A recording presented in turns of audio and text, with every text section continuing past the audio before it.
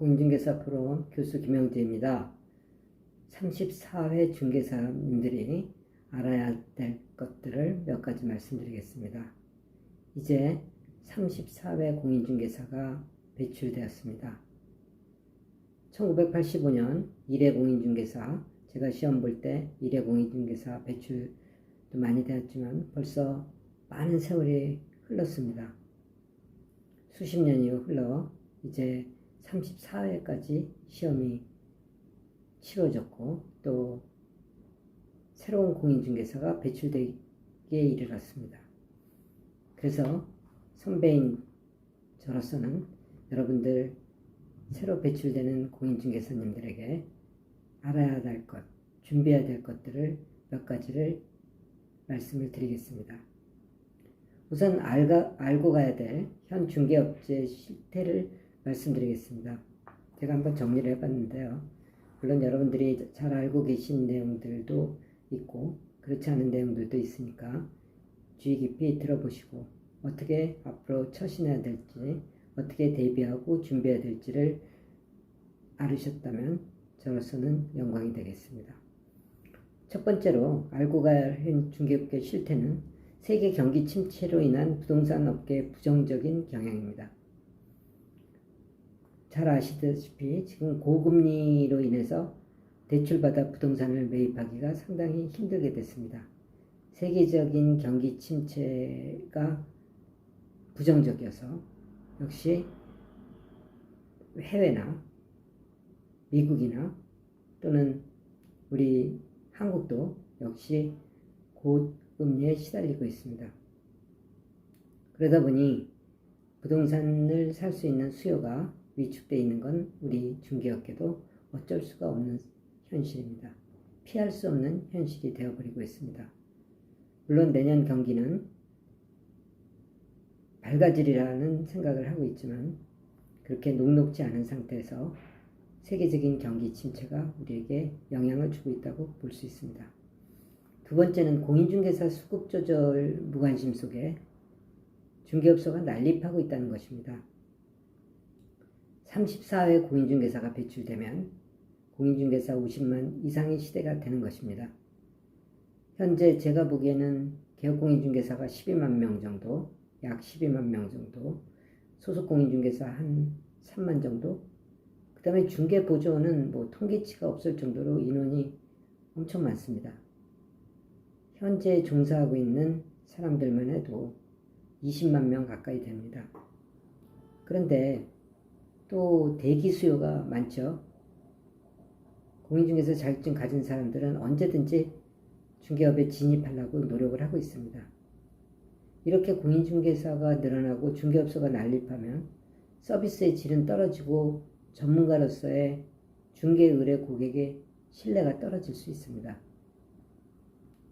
중개업소 난립을 막을 길이 없습니다. 그리고 잘하는 중개업소보다 잘 못하는 중개업소가 훨씬 많기 때문에 국민들이, 의뢰 고객들이 느끼기에는 서비스의 질이 형편없다고 느껴질 수 있습니다.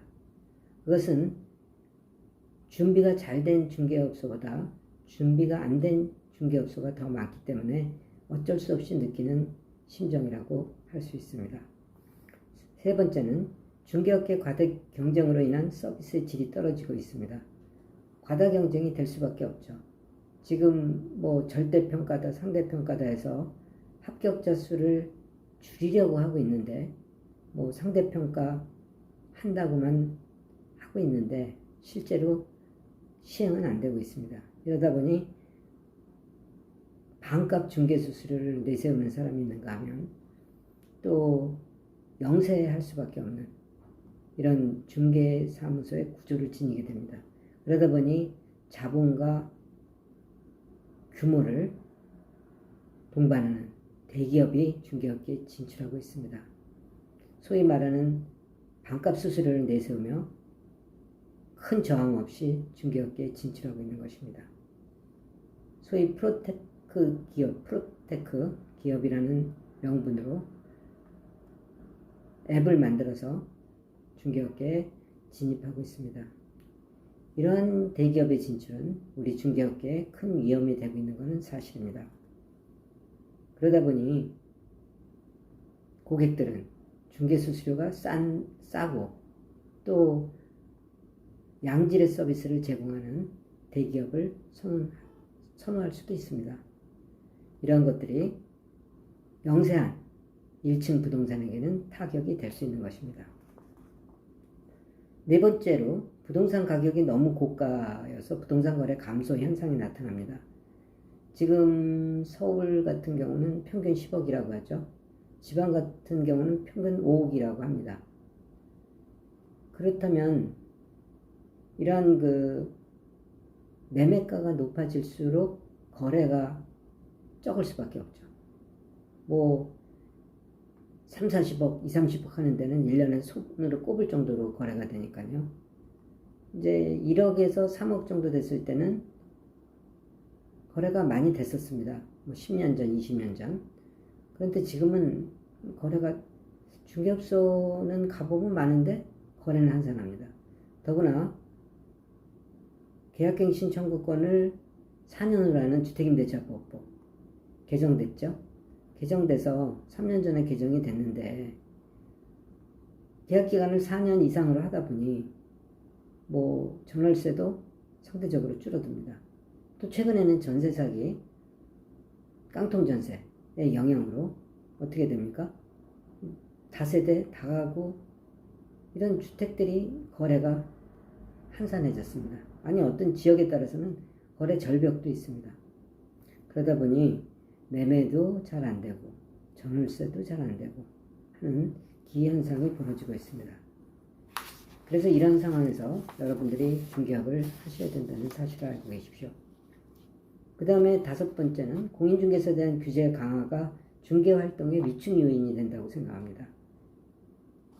이제 허위매물 얘기가 자꾸 나와서 허위매물을 올렸다 하면은 뭐 500만원 과태료 나오는 게 다반사입니다. 그러면은 중개업소가 500만원씩 과태료 물려면 부담스럽죠. 뭐 좀 깎아주면 200만원 뭐 그런 식인데 허위매물이라는 게 내가 올렸던 매물이 거래가 되면은 내려야 되는 상황이죠. 그러면 허위매물 안 내리면 허위매물 돼버리는 거죠. 거래가 됐으니까. 또 본인이 올린 거를 본인이 깜빡해서 못 내렸다. 그래도 허위매물이 돼버리는 겁니다. 그리고 표시 규제를 많이 해서 번지수, 건폐율, 용적률, 실평수, 층수, 향 뭐 이런 거를 구체적으로 올려야 되죠. 뭐 그렇게 되면은 물건 자체가 오픈이 돼버리니까 좀 멈칫멈칫하다가 또 과태료를 묻습니다. 내용을 충실히 안 올렸다고 해서 내용을 정확히 안 올렸다고 해서 또 과태료를 물고요. 그 다음에 또 이렇게 공인중개사를 잡들이 하는 겁니다. 그 다음에 뭐 가짜 전세 사기인지도 모르고 계약을 진행을 하죠. 그냥 뭐 등기부등본만 보고 건축물대장, 토지대장 이런 것만 보고선 계약을 진행시켰는데 그 집주인이 전세 사기를 했단 말이에요. 그러면은 그것이 중개사 책임으로 돌리는 거죠. 정부는 중개사가 전세 사기에 가담한 걸로 돼. 우리는 등기부등본상 문제없고 신분증상 문제없고 또 본인이 주인이라고 하면은 뭐 신분증 대조해 보고 그리고 계약서 작성하는 거죠. 그게 무슨 우리가 전세 사기에 가담합니까?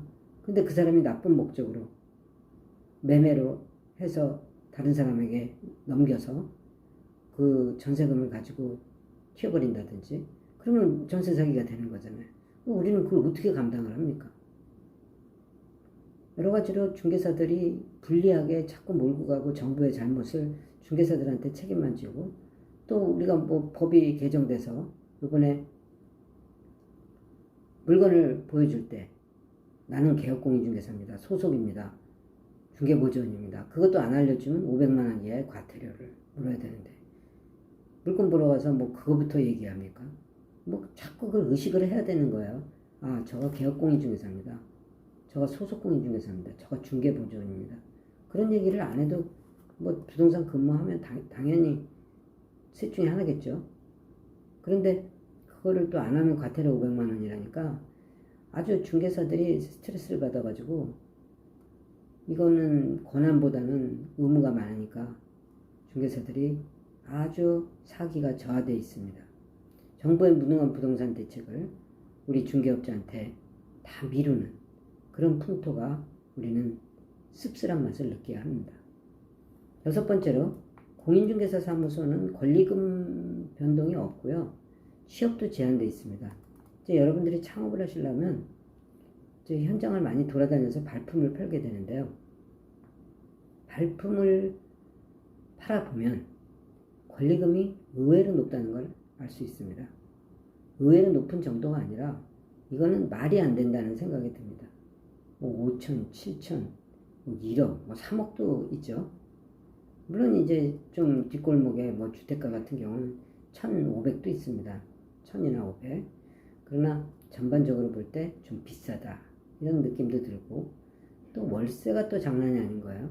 권리금이 없으면 월세가 신규 입주하면 월세가 세고 월세도 뭐 1, 200이 아니고 2, 300 뭐 경우에 따라서 500 뭐 이런 식으로 가니까 처음 시작하시는 분은 조금 이해가 안 가죠. 권리금도 이해가 안 가고 월세도 이해가 안 가고 이런 것들이 이제 걸림돌이 됩니다.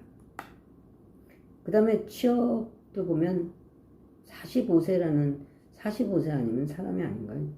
45세에다가 너무 비중을 둬서 45세 이하만 구한단 말이에요. 그러면은 중개업 하는 사람이 45세만 먹었나요? 50세도 먹고 55세도 먹고 뭐 60세도 먹고 뭐 이런 식이잖아요. 사회활동 어느 정도 하다가 사회에서 장사해보다가 그리고 나이 들어서 중개업을 하기가 십상인데 그것을 뭐 제한을 45세로 두니까 조금 갸우뚱하게 되고요. 또 취업을 하려고 해도 1층 부동산은 이제 그렇게 해서 연령 제한을 두니까 힘들고 그럼 강남의 중개법인 같은 데 가면은 뭐 취업은 됩니다. 나이 많아도. 근데 이제 상가, 건물, 토지 이런 거 하는데 물론 하면 된다고는 하지만은 고가 뭐 50억, 100억, 200억 초보자들이 그런 거 가서 할 수 있나요? 또 기획부동산 같은 데는 대우는 어느 정도 해주는데 뭐 땅을 거짓말해서 팔아야 되잖아요. 그러면은 거기에 가서 실력 발휘가 되냐고요. 그리고 우리 중개하고 관련도 없는 기획부동산이죠. 그러다 보니 취업도 또 잘못해서 법인 같은 데 취업하면은 그 사기에 연루되기 쉽고 또 1층에 취업하자니 연령 제한이나 또 그렇게 컴퓨터는 또 되게 따져요. 뭐 최소한 블로그나 엑셀은 할 수 있어야 된다. 컴퓨터 활용 능력이 있어야 된다. 이러니 나이 들어간 사람이 자기가 담당 업무가 컴퓨터를 하는 거 아니었으면은 좀 아무래도 좀 약할 수밖에 없거든요. 그런데 그거를 강요하다 보니까 뭐 취업도 제한이 됩니다. 창업은 돈이 없어서 취업은 또 제한이 많아서 이런 한계가 있습니다. 그래서 이런 상황에서 어떻게 대응을 해야 될지 제가 한번 좀 정리를 해봤습니다. 첫 번째는 자신의 전공 과목을 정해야 됩니다. 중개업은 분야가 넓습니다. 아파트, 주택, 상가, 토지, 건물, 뭐 분양권, 경매 뭐 이런 것들, 그죠? 그럼 어느 분야에서 내가 강세를 나타낼 수 있는 건지, 어느 분야에서 내가 돈을 만들 수 있을 건지를 잘 정하셔야 됩니다. 예를 들면 보통 사람들은 아파트, 주택을 먼저 하고 상가, 토지 뭐 이런 순서대로 가는데 그런 순서대로 갈 건지 아니면 아파트만 할 건지 토지만 할 건지 상가만 할 건지 한 분야에서 한다면 어떤 분야를 할 건지 뭐 상가라면 식당을 할 건지 커피숍을 할 건지 카페를 할 건지 또 음식점을 할 건지 그죠? 고깃집을 할 건지 뭐 등등 분야를 정하시고 나는 상가만 한다. 나는 주택만 한다. 나는 상가, 주택 하다가 좀 익숙해지면 상가 한다. 무슨 계획을 세우셔야 될 겁니다. 또 사업부지 같은 것, 토지에 대도시에 사업부지를 할 것인지 지방에 전답 임야를 할 것인지 그걸 정해야죠. 내가 적성에 맞는 것이 어떤 건지 적성에 맞는 분야를 하셔야 됩니다. 다시 말해서 내가 이 일을 좋아하는 그 일을 좋아하는 분야를 잘 정하셔야 됩니다. 그렇지 않으면 이 경쟁사회에서 그냥 남들이 해서 성공한 분야를 하게 되면 여러분은 성공하지 못합니다. 여러분이 좋아하는 분야가 어떤 건지를 정하십시오. 그래야 돈을 법니다. 두 번째, 주변 환경 탓을 절대 금지하는 것입니다. 뭐 국내 경기가 안 좋고 세계 경기가 안 좋고 중개업계가 무슨 휴폐업이 많고 그죠? 그 다음에 어렵다. 뭐 지금 경기가 IMF 때보다 어렵다. 뭐 이런 얘기 많이 듣잖아요. 그런 얘기에 입방아 찌는데 귀가 얇아져서는 안 된다. 오로지 성공하는 사람들은 앞만 보고 달리는 거죠. 거래가 항상 있죠. 부동산은 거래가 있기 때문에 여러분들이 열심히 하는 사람은 뭐 항상 수입이 있습니다. 뭐 식당이 요즘에 어렵다고는 하지만은 줄 서서 먹는 식당 많잖아요. 마찬가지입니다. 중개업소도 잘 되는 중개업소는 계속 잘 이어나갑니다. 그 비결이 뭐냐면 목표만 보고 그냥 앞으로 나가는 거예요. 뭐 주변에 쓸데없이 뭐 장사 안 되는 사람들이 중개업소 안 되는 사람들이 이러쿵저러쿵 하는 말에 대해서 절대로 귀 기울이지 않습니다. 그 다음에 세 번째는 사업계약서를 작성하는데요. 사업계획서를 작성하려면 물건관리, 고객관리를 하셔야 됩니다. 물건관리, 고객관리는 어떻게 할 것인지, 운영은 가족이 할 것인지, 내가 사무실을 혼자서 운영할 것인지, 또 마케팅 계획은 어떤 식으로 운영할 건지, 또 권리금, 보증금, 월세는 얼마 정도로 해서 가게를 얻을 건지, 지역은 어느 곳을 선정하고 취급 분야는 무엇으로 할 것인지, 월 매출액, 연 매출액 목표는 얼마로 할지, 경비는 어느 정도 예상하는지, 한 달 경비, 일반 사업자로 시작할지, 또 간이 사업자로 시작할지, 옷차림은 어떻게 하고, 고객 친절 응대 매뉴얼은 어느 방향으로 수립할지, 뭐 사업계획 세울 게 많네요. 또 취업을 하려면 월급제로 할지, 비율제로 할지, 수익 배분율은 어떻게 정할지, 어느 지역에 취업하고 전공 분야는 무엇으로 할지, 한 달 수입 목표는 얼마나 할지, 얼마나 근무할지, 계속 취업할지, 취업 후 몇 개월 후에 창업할지 이런 사업 계획이 있어야 됩니다. 창업이나 취업 자리를 구하는 것도 중요하지만 그 다음이 더 중요한 거거든요. 그래서 그걸 미리 준비하는 사람만이 중개업계에서 성공한다는 것입니다. 그 다음에 네 번째는 성실성과 신용에 기반한 고객과의 신뢰를 기초로 중개해야 됩니다. 중개업계 경쟁이 심해지다 보니 불법도 서슴지 않는 그런 중개사들이 생길 수가 있습니다. 예를 들면 불법 다운계약서, 뭐 분양권에서 많이 이루어지죠.